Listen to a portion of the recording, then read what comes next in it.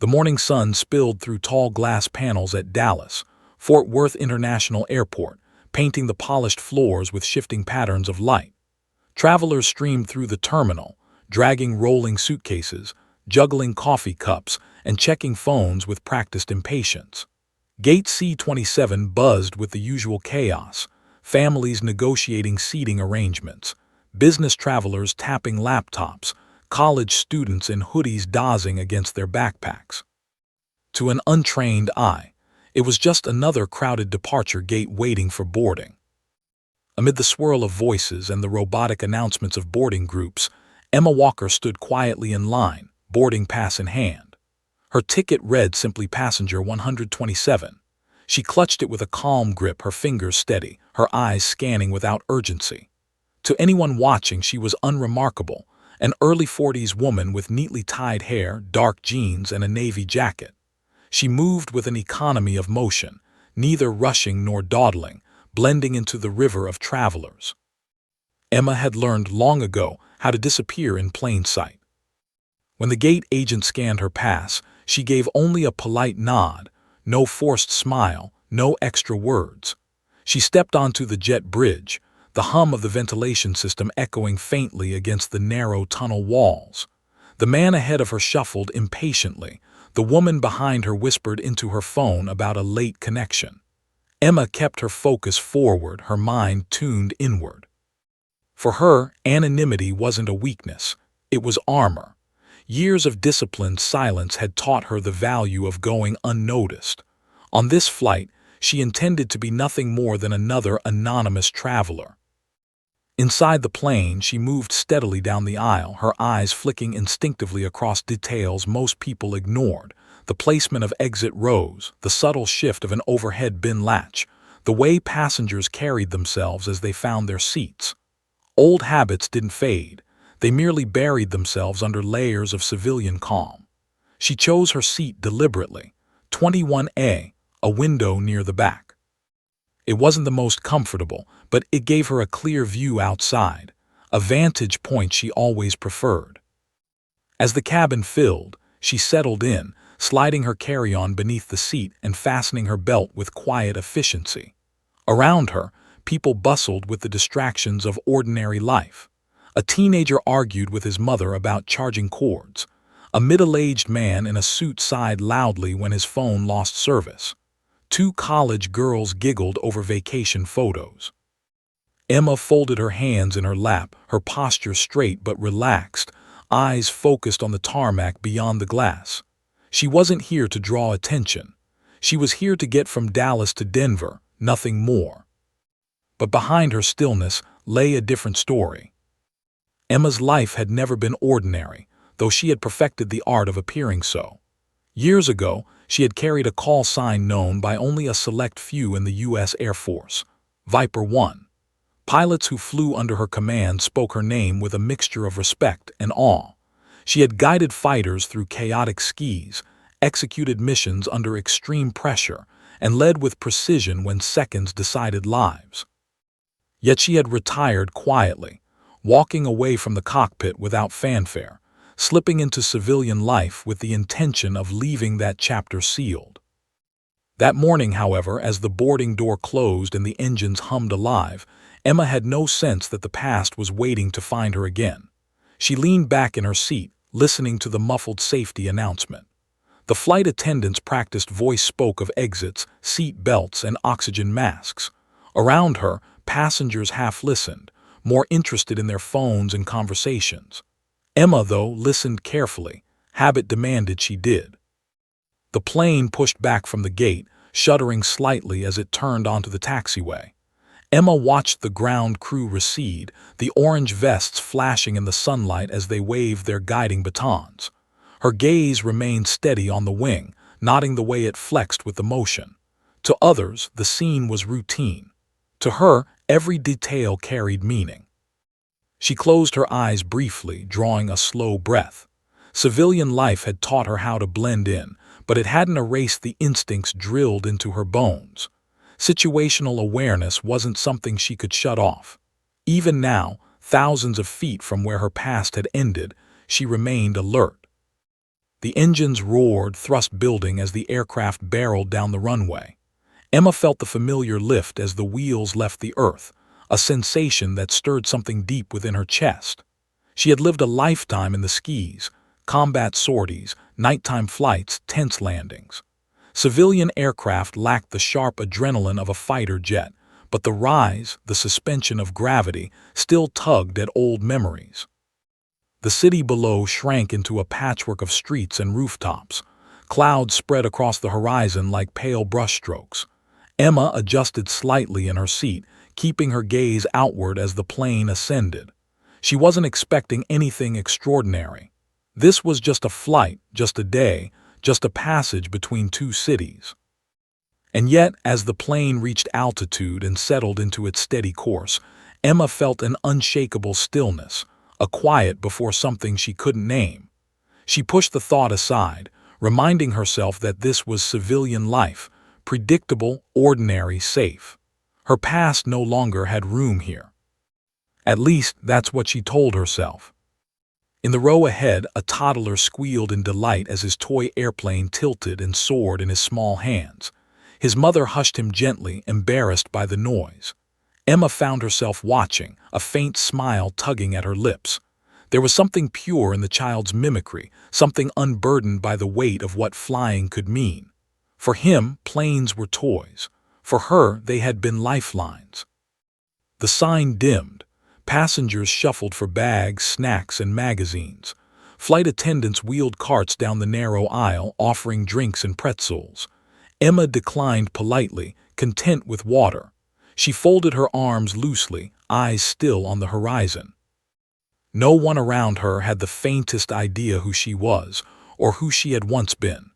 To them, she was simply passenger 127, a quiet woman occupying a window seat, and Emma was determined to keep it that way. Yet 30,000 feet above ground, fate had already begun to unravel her silence. The flight had settled into its rhythm, a steady hum carrying passengers toward Denver. The sign glowed faintly above, ignored by half the cabin as people stood, stretched, and shifted in their seats. Flight attendants rolled carts down the aisle, offering sodas, juices, and the predictable small bag of pretzels. Emma Walker, still in her seat by the window, had requested only water. She cradled the plastic cup in her hands, condensation dripping onto her fingers, her gaze locked on the endless white horizon outside. Then something changed. At first it was subtle. The corner of her eye caught an irregular flicker against the blue. She adjusted slightly, tilting her head to the glass. For a moment the sky looked empty. Then it was. Slicing through the air with sleek precision, two F-22 Raptors emerged from the expanse. Their polished bodies shimmered in the sunlight, wings tilting with predatory grace. They flew close enough for the passengers to see their outline distinctly, yet far enough to remain untouchable. For a commercial flight, the sight was jarring, surreal, impossible to ignore. Gasps echoed throughout the cabin. Children pressed their noses against the windows, squealing with delight. A boy near the front exclaimed, "Look, Mom, jets!"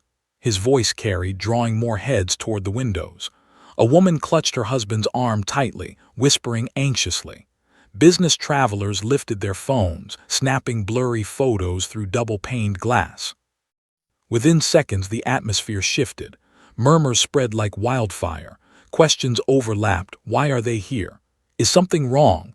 Nervous laughter rose and fell. The flight attendants tried to maintain calm smiles, though their eyes betrayed curiosity. Emma's reaction was different. Her breath caught, but not in panic. Her pulse quickened, steady but strong, a rhythm sharpened by recognition. She knew the silhouette of an F-22 better than she knew her own reflection. She had studied its frame in countless briefings, flown alongside it in formation, trusted its presence in combat skis. The Raptors were not strangers to her. They were ghosts of a life she had left behind. But they shouldn't be here. Not now, not for her. The intercom crackled, the captain's voice calm but clipped. "Ladies, you may have noticed we have a pair of United States Air Force aircraft flying alongside us. This is nothing to be concerned about. It's standard military coordination. Standard? Emma almost smiled at the choice of words. Civilian passengers might accept the explanation, but she knew better. There was no routine coordination that involved F-22 Raptors shadowing a domestic flight. Their presence wasn't a matter of coincidence. It was deliberate. And it wasn't about the plane, it was about her. Around her, passengers fidgeted. A man across the aisle muttered, "Never seen anything like this. Must be some kind of drill." Another replied, "Drill? At 30,000 feet, doubt it." A woman leaned toward the window, anxiety etched across her face. Why us? Why now? Emma remained still, her posture deceptively calm. But inside, her mind moved quickly, calculating possibilities. She considered the timing, the altitude, the formation. The Raptors weren't aggressive. They weren't boxing the plane in or signaling for evasive maneuvers. Their wings leveled, their pace steady. They flew like guardians rather than threats. This was an escort. She placed her cup on the tray table, hands now folded neatly in her lap. The cabin's chatter swelled, but she tuned it out. She watched the Raptors glide with perfect synchronization, their movements disciplined, deliberate. Whoever was inside those cockpits knew exactly what they were doing, and exactly who they were here for. Emma exhaled slowly. Years had passed since she last wore her uniform, yet the connection was immediate, undeniable. She imagined the pilots inside, scanning instruments, checking coordinates, receiving instructions. Somewhere a message had been sent. Somewhere her name had surfaced. Her name, or rather her call sign. Passengers continued speculating. Some were fascinated, others uneasy. A teenager nearby filmed the jets with his phone, whispering commentary as though streaming to friends. An older veteran in a baseball cap sat quietly, his jaw tightening, his eyes narrowing with a different kind of recognition. He, at least, understood what the tilt of a wing could mean. Emma adjusted her seat slightly, leaning closer to the window. For an instant, she caught a glimpse of the lead jet's canopy, the faint reflection of a helmeted pilot within. A chill ran through her. She could almost feel his gaze locking onto hers, though thousands of feet of air separated them. No one else on board knew the language of what was unfolding, but Emma did. This wasn't random. This wasn't chance. The escort meant revelation. Her cover as passenger 127 was unraveling. The captain's voice returned, attempting reassurance. "Again, folks, no need for concern. Everything is under control. Please remain seated and enjoy the remainder of the flight." But Emma knew the truth. Nothing about this moment was ordinary. The F-22s weren't here for the plane, the passengers, or the route. They were here for her, Viper 1. She straightened in her seat, eyes locked on the Raptors as they mirrored the airliner's path. A sense of inevitability settled over her. The years she had spent hiding behind silence were colliding with the years she had lived in the sky. And though no one else understood the reason, Emma knew the moment was only beginning. The escort wasn't a coincidence, it was a summons. And at 30,000 feet, there was no turning back. The hum of the engines filled the cabin like a low drum beat, steady but no longer comforting. The two F-22 Raptors remained in perfect formation outside, their wings slicing through the sky as if carved from steel and sunlight. They hadn't wavered, hadn't drifted, hadn't given any hint of leaving. Their presence was constant, undeniable, and for the passengers of Flight 237, impossible to ignore. Whispers began as faint ripples scattered here and there across the rows. A businessman in 12C lowered his laptop screen and muttered, "This can't be normal." His neighbor leaned closer, brows furrowed. "What do you think it is? Terrorist threat? Some kind of emergency?" 3 rows back, a mother clutched her child's small hand. "It's just practice, sweetheart," she assured, though her own voice trembled. Her son pressed against the window, wide-eyed. "Are they protecting us, Mom?" he asked. She forced a smile that didn't quite reach her eyes. The murmurs traveled fast, weaving through the cabin like an invisible current. Snippets of speculation overlapped: military drill, airspace violation, hijacking. Every theory seemed possible in the silence left by the captain's vague announcement. Flight attendants moved briskly down the aisle, their expressions trained into polite calm, but Emma could see the tension in the way their eyes darted toward the windows. Emma sat motionless, hands folded, her breathing steady, but inside her chest tightened. The whispers weren't just noise, they were warning bells. She had lived her life attuned to subtle shifts in atmosphere, trained to hear more than words. Fear had a tone, suspicion had a tone, and both were thickening in the cabin. A passenger across the aisle pulled out his phone, attempting to record. "Nobody's gonna believe this unless I get it on video," he muttered. The woman beside him hissed, "Turn it off. What if we're not supposed to?" The argument drew sharp glances from others, feeding the unease. Emma's eyes flicked to the Raptors again. Their movements hadn't changed, but the intent behind them pressed heavier with every second. They weren't random guardians of the sky, they were waiting. She knew the pattern. Escorts like this weren't indefinite. Sooner or later, a message would come. And when it did, the whispers in the cabin would ignite into something far louder. She leaned back, closing her eyes briefly, steadying herself. Years of experience told her to conserve energy, control her presence, anticipate outcomes. But this wasn't a battlefield with comrades beside her.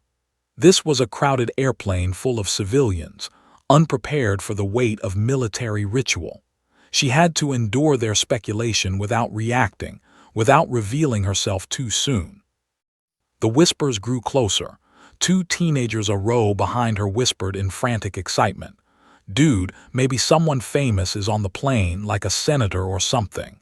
His friend shook his head. "No way. If it was a senator, we'd have seen security at the gate." A man in a baseball cap leaned into the aisle, speaking to anyone who would listen.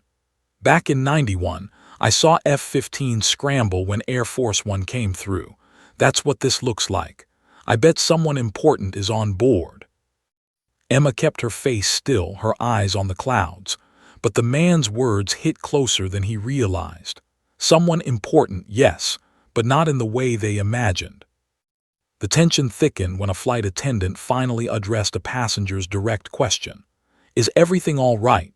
An older woman asked, her voice wavering. The attendant smiled tightly. "Everything is absolutely fine. This is just precautionary." She moved on quickly, but the reassurance fell flat. Precautionary escorts didn't make sense at 30,000 feet on a domestic route. The passengers knew it. Emma knew it. Beside Emma, a middle-aged man leaned toward the window, squinting at the Raptors. "Never seen one that close before," he said, voice carrying the awe of someone starring at legends. "Those things cost what, $100 million apiece, and they're babysitting us. Something's not right." Emma didn't respond. She couldn't. Any acknowledgement might invite conversation, and conversation was dangerous. She needed invisibility, yet invisibility was slipping away with every whisper. Her fingers tapped lightly against her leg, an unconscious rhythm, the kind she used to play out before missions. She thought of her old squadron, of briefing rooms filled with maps and call signs, of the countless times she had flown into uncertainty. Back then, she carried responsibility for others. Now, she carried responsibility for silence. The two weighed differently, but both were heavy. Then came the first break in calm. A child cried loudly near the front, startled by his mother's nervous tone. The sound spread the unease further, cracking the thin veneer of reassurance.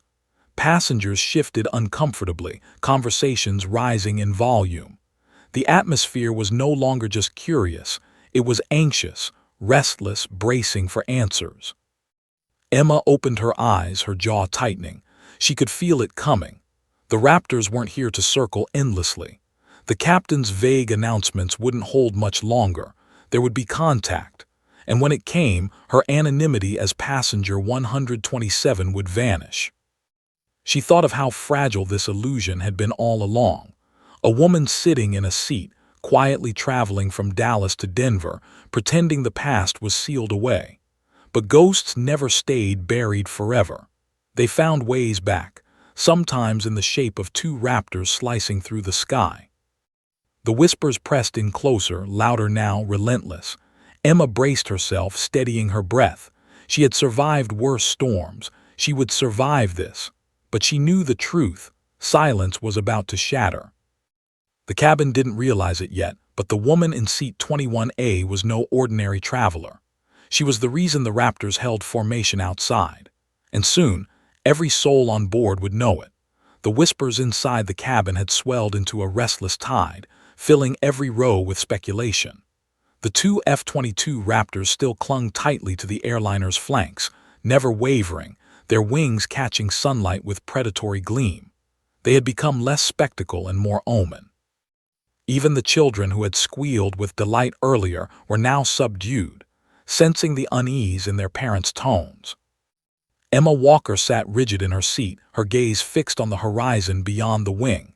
She'd been trained to read silence, to interpret posture, to hear more than words. The silence of those raptors screamed louder than the chatter of 200 passengers. They weren't going anywhere. They were waiting. Then the intercom crackled. "Ladies and," the captain's voice rang through the cabin, calm yet threaded with something unsteady. "We have received a communication from our military escort." A hush fell, even the whispers evaporating mid-breath. Passengers froze, straining to hear. "The pilots of the F-22s are requesting of a specific call sign." His paws stretched like wire pulled tight. "They are asking for Viper 1. The name landed like a thunderclap. Passengers blinked, glanced at one another, confusion etched across their faces. Viper 1. Was it a code? A military operation? A drill? Questions burst forth in low murmurs. Nobody understood, nobody except the woman in 21A who now gripped the armrest with subtle force. Emma's stomach clenched, though her expression didn't betray it. Viper 1. Her call sign. The ghosts had spoken her name aloud, piercing the shield of passenger 127 like it had never existed. Up in the cockpit, the captain scanned his passenger manifest again, his finger trembling slightly as it slid down the page. And then it stopped. He saw it: Walker, Emma. His eyes widened. Of all the possibilities, of all the random passengers, there was one name that matched the whispers of Air Force lore. He remembered hearing it during his own training days, stories passed along by other pilots, a commander known as Viper 1, respected and feared in equal measure. But surely it couldn't be her. Could it? The flight deck door clicked, and a flight attendant hurried down the aisle, her heels tapping urgently against the floor. She stopped at row 21, her polite smile barely disguising tension.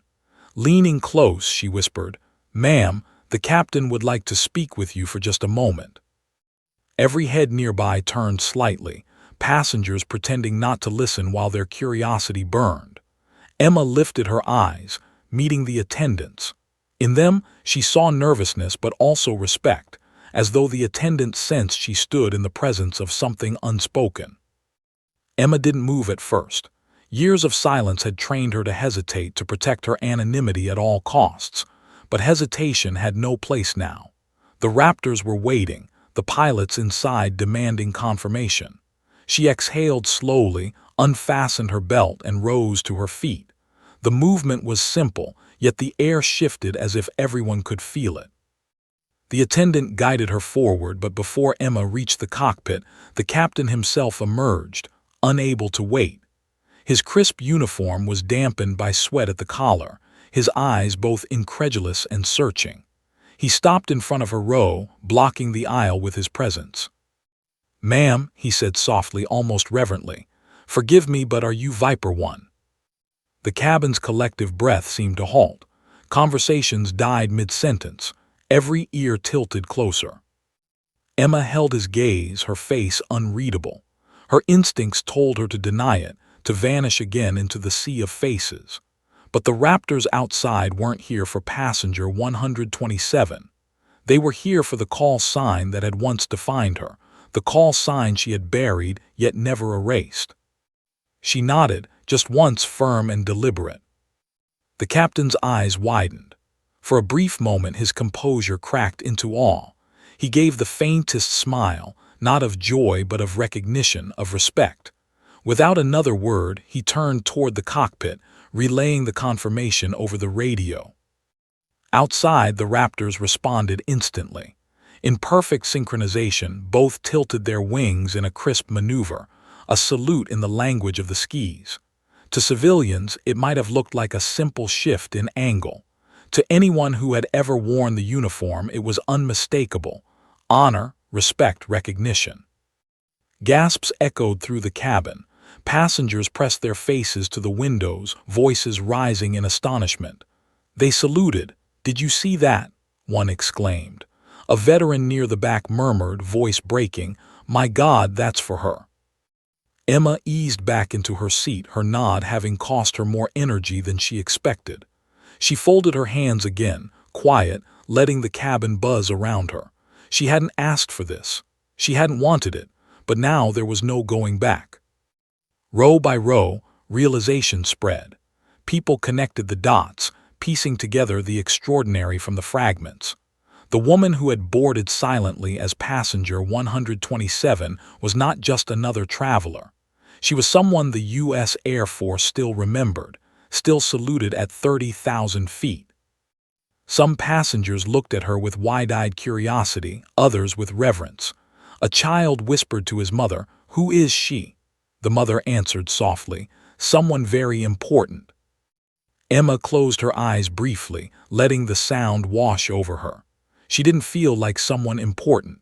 She felt like a woman caught between two lives, the one she had left and the one she had built in silence. But at this altitude, the past had caught her. It had spoken her call sign aloud, and the world would never again see her as simply passenger 127. Emma Walker leaned back into her seat, but the leather pressed against her felt less like comfort, and more like a reminder of the cockpit chair she had once lived in. The Raptors outside still held formation, silent guardians of the sky, but inside her mind the present dissolved. Memory, unbidden and unstoppable, rose up like smoke filling a sealed room. The call sign Viper 1 had not been given lightly.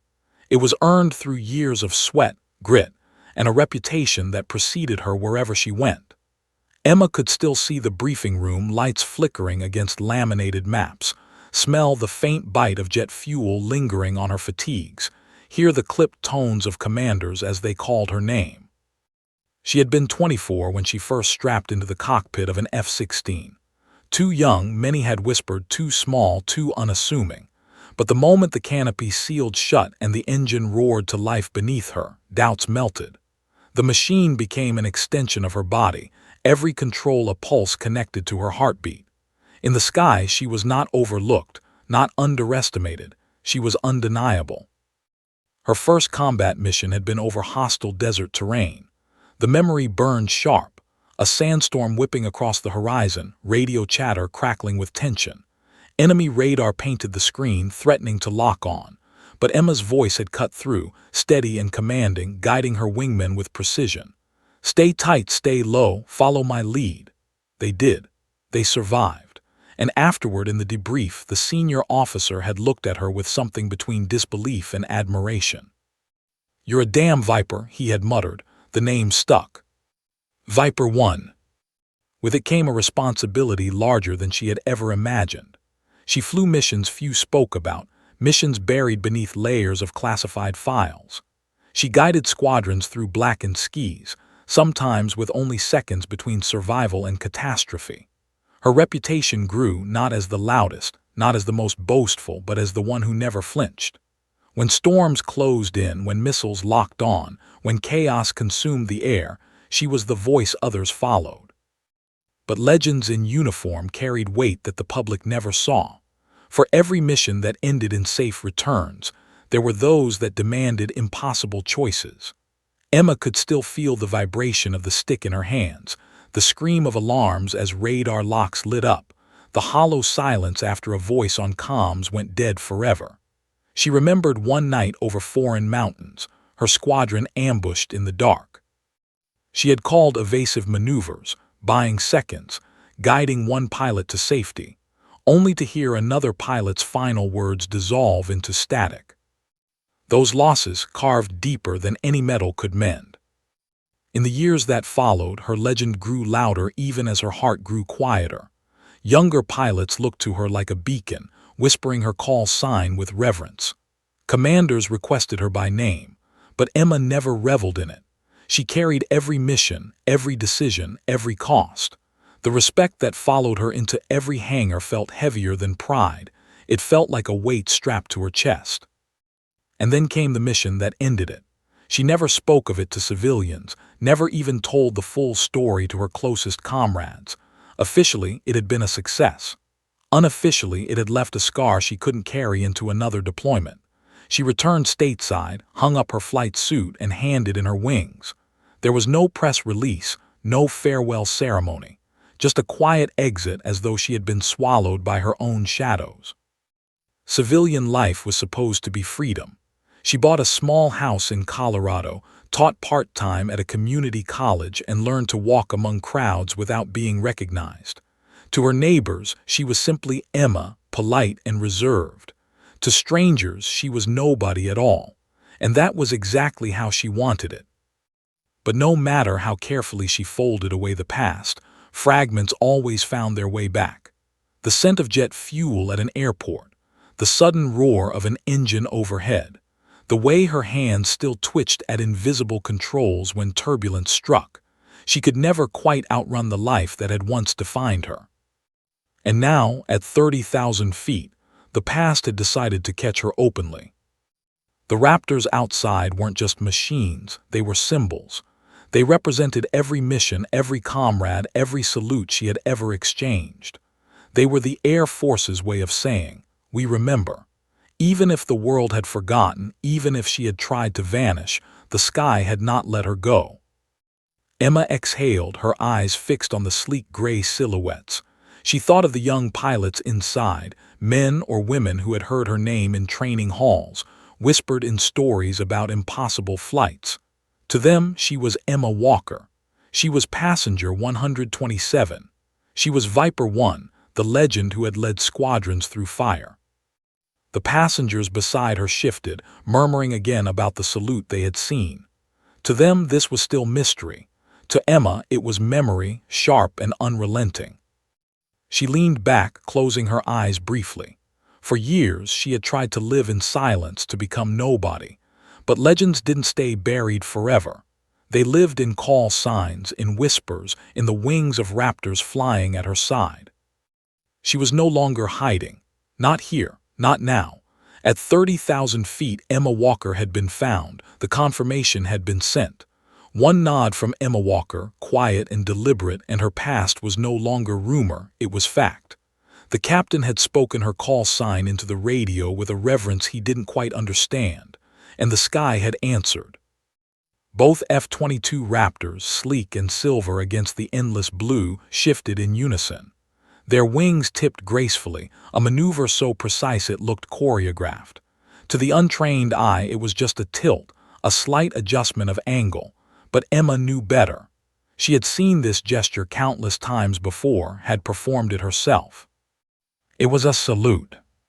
Not one of command or authority, but of respect, deep, unspoken, absolute. The cabin erupted with sound. Passengers gasped, pointed, pressed their hands and faces to the windows. "Did you see that?" someone exclaimed. "They bowed," cried a child, his voice innocent but true. Phones clicked as photos were snapped, though no image could capture the gravity of what had just occurred. Emma didn't move. She couldn't. Her eyes locked onto the Raptors as though tethered by invisible wire. 1,000 memories cascaded through her at once. Dawn briefings, formation flights, nights when salutes were exchanged before entering skis that might never let them return. Salutes weren't casual gestures. They were promises. They were acknowledgments that life itself was shared, entrusted, and honored. And now, for the first time, the salute was for her. Her throat tightened, a rare vulnerability she hadn't felt in years. She blinked hard, fighting the sting in her eyes. Emma Walker had stood in war zones where fear burned the air, had faced radar locks and missile warnings with ice in her veins. Yet here, surrounded by civilians eating pretzels and whispering nervously, her armor cracked. The captain's voice came through again, quieter this time, almost reverent. "Ladies, and what you just witnessed is a salute. It's a gesture of respect from our Air Force escorts. They are honoring one of our passengers on board." He didn't say her name, didn't need to.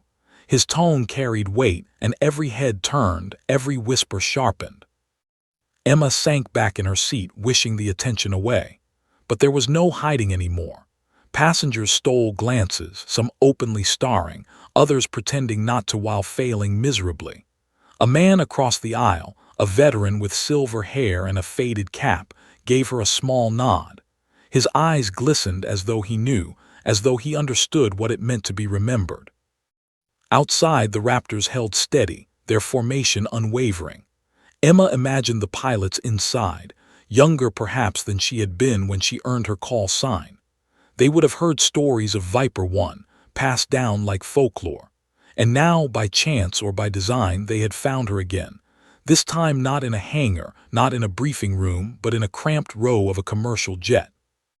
Her hand drifted to the window, fingertips brushing the cold glass. It wasn't a wave, not quite, but a silent acknowledgement, her way of returning the salute.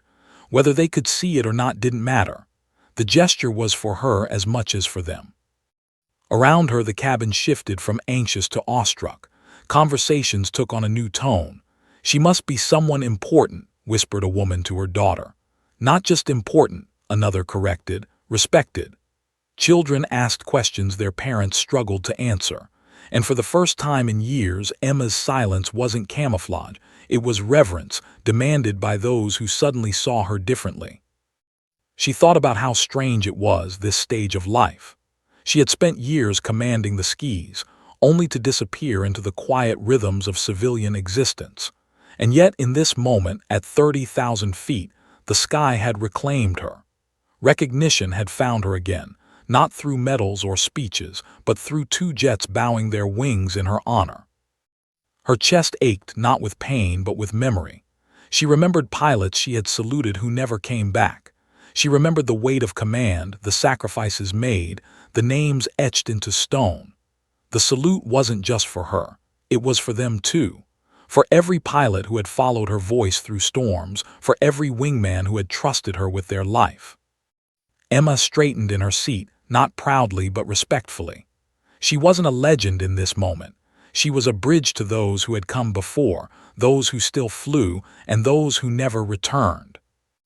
Minutes passed, though they felt stretched into something timeless.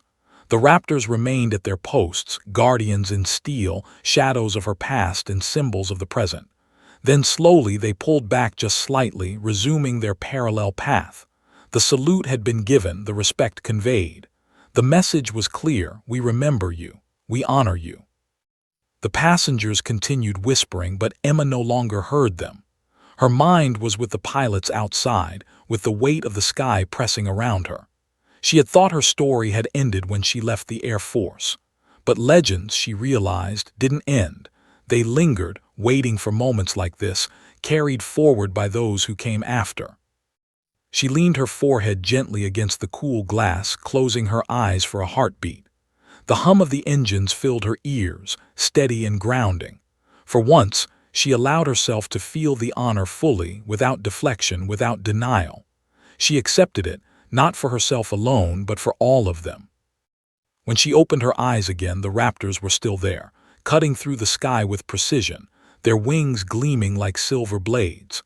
And Emma Walker, passenger 127, Viper 1, sat quietly in her seat, carrying the weight of a salute that spanned not just miles but years. The cabin had grown restless in a way Emma had never experienced on a flight. Not anxious anymore, not fearful, but restless with wonder. The salute from the Raptors had ignited something in every passenger, a kind of collective curiosity that could not be contained. Whispered speculation bounced down the aisles like sparks leaping from dry wood, each voice adding fuel to a fire of fascination. "Who is she?" someone murmured 3 rows back. "She must be military," another answered in hushed awe. "No," a man in a business suit countered. "Military escorts don't salute just anyone. That was something else." Emma felt the weight of their eyes on her, though most tried to be discreet. They craned necks, cast sidelong glances, nudged companions.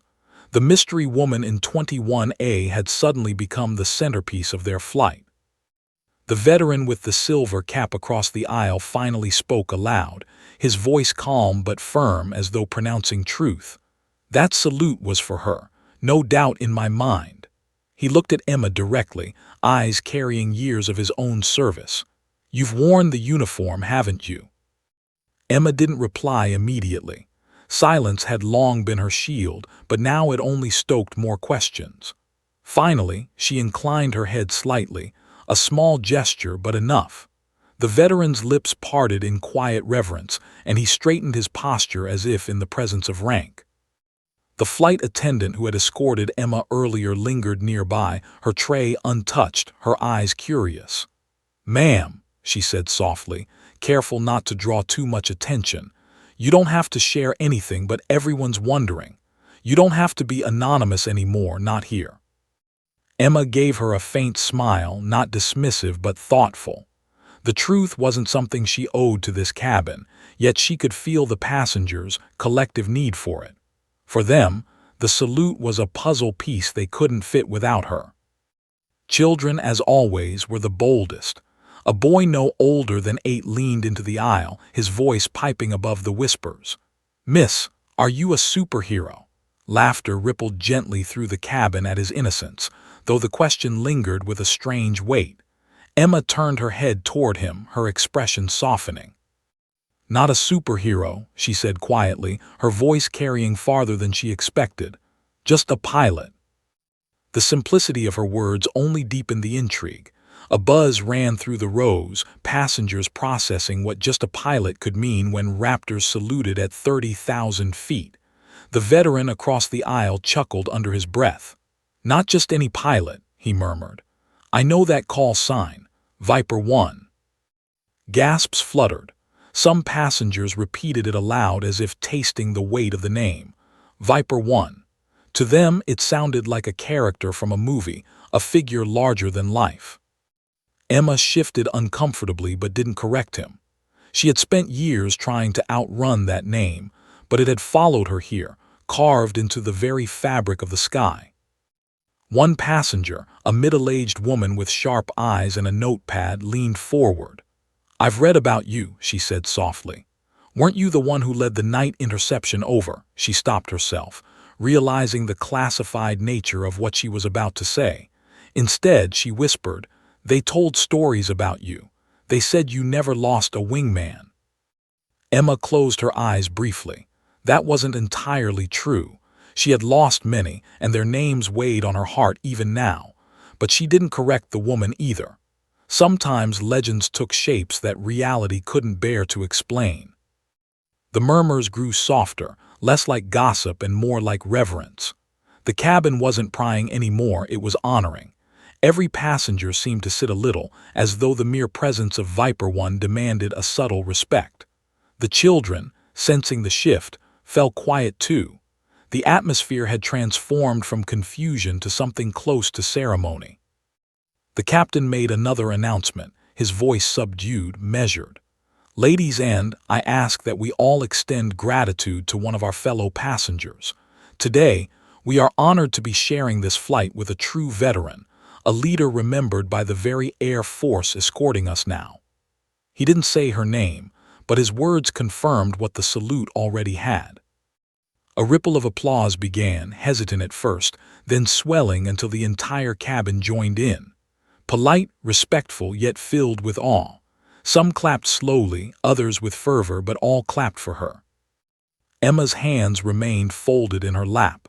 She didn't bask in it, didn't raise her chin or wave. She simply inclined her head again, a gesture of acknowledgement, her way of accepting without encouraging. She wasn't here for applause. She had never flown for recognition. Still, a warmth bloomed in her chest, unfamiliar yet not unwelcome. For years, her service had been buried beneath layers of anonymity. Now, strangers saw her, not the whole truth, not the weight of sacrifice, but enough. Enough to honor, enough to remember. As the applause faded, the cabin settled into a reverent quiet. Passengers returned to their seats with softer expressions, no longer restless with curiosity but grounded by respect. Conversations resumed in low tones, not about mystery, but about gratitude. Emma turned back toward the window. The raptors still held their line, loyal shadows against the endless sky. For a brief moment, she imagined the voices of her old squadron filling the comms, young pilots calling her name, waiting for her lead. She almost answered, the call sign burning on her tongue. Instead, she whispered under her breath, barely audible, "Thank you." The sky, endless and unchanging, seemed to hear her. The descent began with the familiar chime and the captain's steady voice announcing, "Flight attendants, prepare the cabin for arrival." But this time, the air felt different. The passengers weren't just travelers waiting to land. They were witnesses who had been part of something larger than themselves. Emma Walker kept her gaze fixed on the horizon beyond the window. The two Raptors still flanked the airliner, unwavering in their vigil. The sun had shifted, casting them in a burnished glow, their sleek frames slicing through the clouds with predatory grace. They hadn't left her side. The cabin bustled with hushed energy. Children asked their parents what would happen when they landed. Adults speculated whether the Raptors would follow them all the way in. Some whispered about Emma's identity, their voices carrying a reverence usually reserved for sacred places. As the engines adjusted pitch, signaling their descent, Emma's heart tugged with a conflicting weight. She had spent years slipping into obscurity, guarding her anonymity like a shield.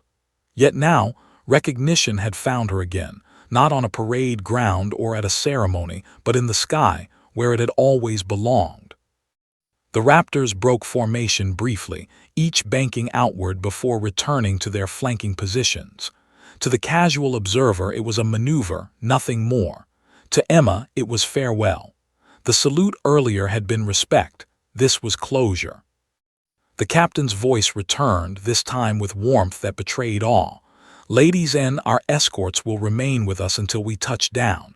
We are privileged, more than privileged, to be in their company today." He didn't name her, didn't need to.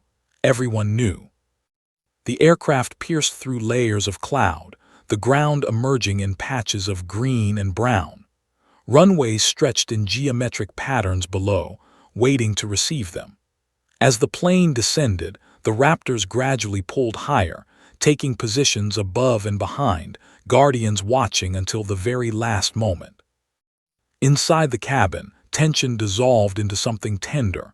A little girl, her hair in braids, leaned into the aisle again.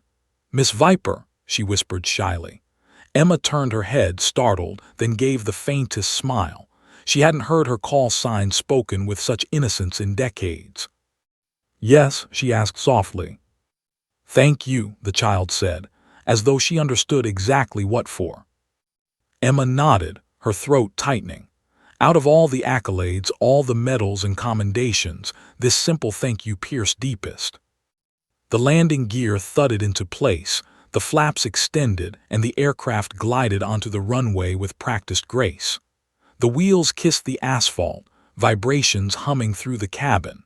Applause rose again, partly for the landing, partly for the moment that had carried them all.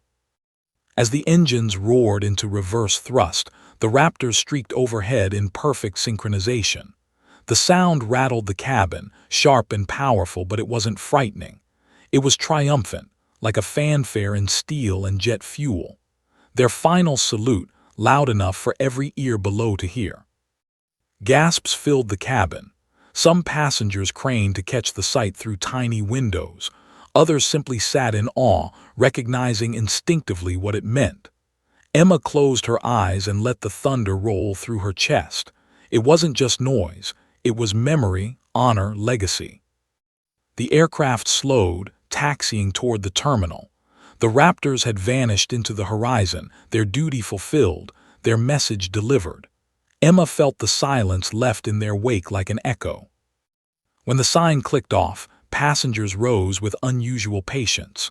Nobody pushed forward. Nobody jostled for overhead bins. Instead, rows of faces turned toward 21A. Their eyes weren't invasive now, but reverent, grateful. For once, she wasn't invisible. The veteran with the silver cap stood first, bracing himself against his seat. He gave Emma a formal nod, then raised his hand in a salute. The gesture spread, others followed, unsure of the exact protocol but eager to honor. Soon, half the cabin was saluting or offering quiet nods. Emma felt heat rise in her cheeks, an unfamiliar vulnerability. She stood, returning the salute with practiced precision, her posture instinctively straightening into the stance she thought she'd left behind. The cabin responded with hushed admiration, a wave of respect rolling forward and back. She moved toward the aisle slowly, passengers parting without hesitation. It felt less like disembarking a flight and more like walking through a corridor of recognition. Some whispered, "Thank you." Others simply touched her arm gently as she passed. At the front, the captain waited. His eyes carried the same respect as the Raptor's. He extended his hand, gripping hers firmly. "An honor to have you aboard, ma'am," he said simply. Emma inclined her head. "The honor was mine," she replied, her voice steady though her heart thudded. She stepped onto the jet bridge, the cool air brushing her face. Behind her, the passengers filtered out, carrying stories they would tell for years. Ahead of her, the world resumed its usual pace, strangers unaware that Viper One had just walked among them. Emma adjusted the strap of her bag on her shoulder. She wasn't looking for attention, nor would she seek it. Tomorrow she would return to her quiet house in Colorado, to lectures and grocery runs and the anonymity she had built carefully. But tonight, she carried something different. Not a burden, but a gift. The salute at 30,000 feet, the farewell roar of Raptors above the runway, the thank you whispered by a child. They had stitched her past and present together in a way she hadn't thought possible. She wasn't hiding anymore. She didn't need to. Emma Walker had been passenger 127 when she boarded. She was Viper One when she landed. And though she would step back into her quiet life, the sky had reminded her of who she truly was and who she would always be.